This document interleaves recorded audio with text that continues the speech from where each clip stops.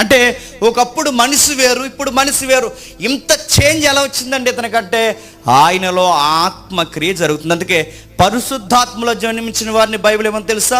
వీరు నూతన సృష్టి. అంటే ఆ సృష్టిని చేసిన ఆత్మదేవుడు నిన్ను కూడా నూతన సృష్టిగా మార్చేస్తాడు. నూతన సృష్టి అంటే నవీన స్వభావం, నూతనమైన వ్యక్తిగా మారుస్తాడు. పరిశుద్ధాత్ముడు అంటే ఇంత చక్కగా మనకు కనబడుతుంటే, ఈరోజు పరిశుద్ధాత్ముడు అనగానే ఒక ఫోర్స్ లాగా, పరిశుద్ధాత్ముడు అనగానే ఏదో ఒక అమ్మే వస్తువులాగా ఎందుకు చూపిస్తున్నారు? వీళ్ళకి పరిశుద్ధాత్ముడి మీద బైబిల్లో సరి అయిన అవగాహన లేదు. అందుకే బైబిల్లో ఉన్న పరిశుద్ధాత్ముడు వేరు, చెప్పండి, బయట ఉన్న పరిశుద్ధాత్ముడు వేరు. బైబిల్లో పరిశుద్ధాత్ముడు క్రియ జరిగిస్తున్నాడు, బయట ఉన్న పరిశుద్ధాత్ముడు వీళ్ళు చెప్తున్నారు అల్లరల్లరి చేపిస్తున్నారు.